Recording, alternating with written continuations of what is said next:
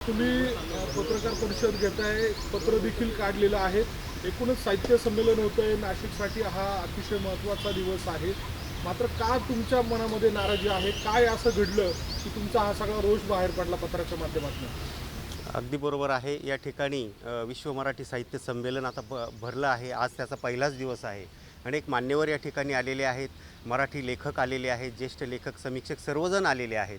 आणि विशेष म्हणजे आमच्या नाराजीचं कारण एकच आहे की या ठिकाणी मराठी वाङ्मयाचा जिथून पाया रचला गेला ते वारकरी संप्रदायाचं आद्यपीठ संत निवृत्तीनाथांची संजीवन समाधी आहे. आणि संत निवृत्तीनाथ हे केवळ संत ज्ञानेश्वरांचे वडील भाऊ होते किंवा मार्गदर्शक होते असं पण नाही, तर ते समस्त समकालीन संतांचे मार्गदर्शक होते, पालक होते आणि सर्व काही होते. असे असताना देखील निवृत्तीनाथांचं इथं या ठिकाणी एवढं मोठं समाधीस्थान आहे, ज्या ठिकाणाहून सामाजिक समरसतेचा संदेश सर्व जगाला पोहोचला गेला. सर्व जगाला इथून जी भक्ती चळवळ आहे ती माहिती झाली. आणि एवढं असूनसुद्धा या मातीतून आज इथे जे विश्व मराठी साहित्य संमेलन सुरू आहे, मात्र तिथे निवृत्तीनाथांचा आणि एकूणच संत परंपरेचा विसर या सर्व नियोजन समितीला पडला आहे की काय असं मला वाटतं. कारण मागच्या 15 दिवसापूर्वी आम्ही पत्र दिलेलं होतं की जिथं विश्व मराठी साहित्य संमेलन ज्या प्रांगणात सुरू आहे त्या ठिकाणी निवृत्तीनाथांच्या नावाने एक संत दालन सुरू करा, किंवा निवृत्तीनाथांची परंपरा जिथून सुरू झालेली आहे तो नाथपंथ, आदिनाथ भगवान शंकरांपासून सुरू झालेली ही परंपरा, तर थेट संत तुकाराम महाराज, ज्ञानेश्वर महाराज आणि एकनाथ महाराजांनी तिथून पुढे संत निळोबांपर्यंत ही परंपरा जाते. मात्र त्या परंपरेचा कुठेही या ठिकाणी नामोल्लेख साधा केलेला नाही. ही खंत आम्हा सर्व वारकऱ्यांना आहे आणि तीच आमची नाराजी आहे. तुम्ही पत्रात असं देखील म्हटलेलं आहे की काही तुम्ही ज्या वेळेला दालनाचं नाव द्या असं मागणी केली, त्यावेळेला कोणते पदाधिकारी तिथं तुम्हाला उत्तर दिलं, त्यामुळे तुमचा आव्हान झाला या संत परंपरेचा? हां, तर आम्हाला वाटलं की इथे कुठेतरी संत परंपरेचा उल्लेख असावा, म्हणून आम्ही स्वतः निवृत्तीनाथ संस्थांतर्फे मी विश्वस्त म्हणून तिथे गेलो आणि एक सविस्तर पत्र दिलं की या ठिकाणी एक संत दालन असावं आणि त्या संत दालनामध्ये संत परंपरा असावी की जिथून निवृत्ती ते निळोबा अशी संत वारकऱ्यांची परंपरा आहे, ती परंपरा असावी असं आम्ही त्यांना पत्राद्वारे सांगितलं. मात्र हे ते सर्व जे नियोजन समितीतले लोक आहेत त्यातल्या एका पदाधिकाऱ्यांना आम्ही भेटलो, तर ते म्हणतात की जर तुम्हाला निवृत्तीनाथ महत्त्वाचे वाटतात तर मग दुसरा पण कोणी महानुभाव पंथातील लोक येतील, ते म्हणतील आमचं कोणीतरी आमचं तिथं स्वागत कमान लावा, आमच्या चक्रधर स्वामींचा तुम्ही तिथे उल्लेख करा, दुसरा कोणी शीख ईसाई येईल ते म्हणतील आमची धर्मपरंपरा लावा. असं आम्ही किती लोकांचं ऐकणार. असं जी मल्लीनाथी त्यांनी केली ते बघून आम्हाला अत्यंत वाईट वाटलं. कारण इथे वारकरी संप्रदायाचं मूळ पीठ आहे निवृत्तीनाथ, आद्यपीठ त्याला वारकरी समजतात. आणि एवढं असताना त्या निवृत्तीनाथांचा आणि एकूण संत परंपरेचा त्यामध्ये उल्लेख होऊ नये ही मात्र मोठी खेदाची बाब आहे. या ठिकाणी वारकरी आषाढी कार्तिकीला येतात. केवळ निवृत्तीनाथ आणि एकूण जिल्हा जरी घेतला तरी सुमारे 10 लाख लोक इथं पौषवारीला येतात. आषाढी वारीला इथून पालखी निघते. एवढं मोठी थोर परंपरा असताना त्या संताचा कुठे नामोल्लेख होऊ नये ही मोठी खेदाची बाब आहे. आणि दुसरी गोष्ट अशी की अनेक राजकारण्यांच्या कमानी तिथे लागलेल्या आहेत, स्वागत कमानी लागलेल्या आहेत विश्व मराठी संमेलनाला, मात्र संताचा कुठे नामोल्लेख असू नये किंवा होऊ नये ही मात्र खूप दुःखाची अशी बाब आहे असं मला वाटतं. या संदर्भात आपण जेव्हा तक्रार केली त्यावेळेला आपल्याला उडवाउडवीची उत्तर दिले, गांभीर्यानं घेतलं गेलं नाही असं वाटतं? हो, निश्चितचपणे गांभीर्यानं घेतलं गेलं नाही. ज्यांची नावं आम्हाला सांगितली होती ज्या पदाधिकाऱ्यांची, त्या पदाधिकाऱ्यांनी थोडीशीही दखल घेतली नाही त्याची. आम्ही मीटिंगमध्ये आहोत, बैठकीत आहोत अशी कुठेतरी उडवाउडवीची उत्तरं दिली. आज तुम्हाला निवृत्तीनाथ महत्त्वाचे वाटतात, ज्ञानेश्वर महत्त्वाचे वाटतात आणि बाकीचेही लोक येतील आणि म्हणतील की आम्हाला आमचे महानुभाव पंथाचे इथं बॅनर लावा, अमुक लावा, असे सगळ्या प्रकारचं त्यांनी उत्तरं दिल्याने.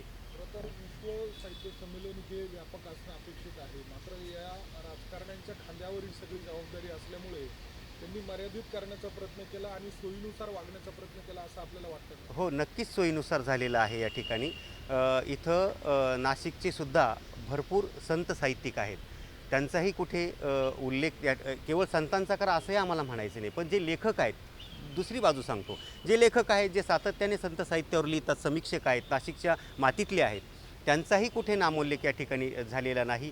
दुसरीकडे या ठिकाणी वामनदादा कर्डकांची चांगली परंपरा आहे, बाबूराव बागोलांची असेल, या सगळ्या लेखकांनी खूप समृद्ध साहित्य केलेलं आहे. नाशिकचं नाव 7 समुद्रापार पोहोचवलेलं आहे. त्यांची फारशी दखल घेतलेली मला दिसत नाही. आता तुमची मागणी काय असणार आहे? कारण आता साहित्य संमेलन तर सुरू झालेलं आहे.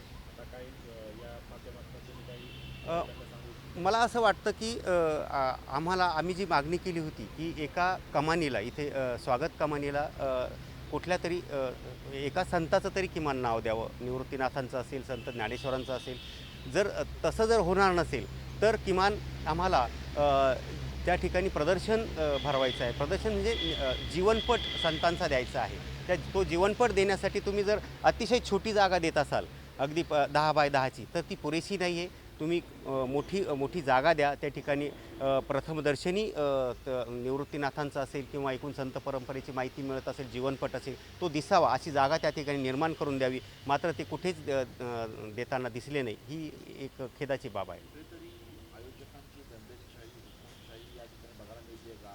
कारण आपल्यासारखे जर विश्वस्त या ठिकाणी पत्र देत असतील, काही मागणी करत असतील, त्यांना जर सुद्धा अशा पद्धतीची वागणूक असेल तर इतर बाकीची जी लोक आहेत त्यांची काय अवस्था? नक्कीच. जिथं आम्हालाच ते उडवाउडवीची उत्तरं देत आहेत, सांगत आहेत आज या उद्या या, किंवा आता हे आमचं पत्र देऊन झाली 15 दिवस, परंतु 15 दिवस होऊनसुद्धा आम्हाला कुठलाही रिप्लाय किंवा कुठलाही प्रतिसाद त्यांनी दिलेला नाही आहे. आणि कुठलीच दखल ती घेतलेली नाही आहे. उगीच कळवलंसुद्धा नाही की तुम्ही या, की उगीच ज्या लोकांना त्यांनी निमंत्रणं दिले ते निमंत्रण देणारे किंवा ज्यांना निमंत्रणं मिळाले त्यांचेसुद्धा जर तपासली आपण यादी, तर ते फारसं काही ते म्हणजे त्यांचं खूप कार्यकर्तृत्व आहे असं आम्हाला काही कधी वाटलं नाही. आम्हाला तर निमंत्रण पण नाही, संस्थांना काहीही निमंत्रण नाही त्यांचं, का तुम्ही या, जा, बसा असं काहीच नाही आहे. एकूणच या राजकारण्यांना या निमित्तानं बोलवलं जात आहे आणि त्यांचाच एक प्रकारे उदो होतोय. खरे लेखक किंवा संत परंपरा वगैरे ते होत नाही असं आपल्याला वाटतं. हो, नक्कीच. खरे जे काही संत साहित्यिक आहेत ते यापासून दूर आहेत. राजकारण्यांचा फार मोठा मेळा या ठिकाणी आहे. दुसरी गोष्ट मला असं सांगायची आहे की इथे आदिवासी भागामध्ये काम करणारे वैकुंठवासी बापूबाबा देवरगावकर म्हणून एक गृहस्थ होते, ते आता हयात नाहीत. तर त्यांनी निवृत्तीनाथांची भजनी मालिका स्वतः बनवलेली आहे. स्वतः त्यांनी त्यांच्या चालीवर म्हणजे आदिवासी बोलीवर ते अभंगगाथा त्यांनी त्यातले काही अभंग निर्माण केलेले आहेत, त्याला चाली लावलेल्या आहेत.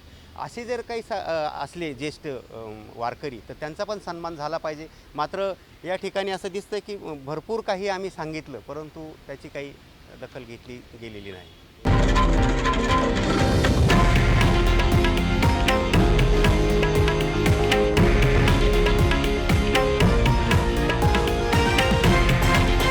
हे आहे देशातील नंबर 1 न्यूज नेटवर्क आणि आपण पाहत आहात TV9 मराठी, एकमेव.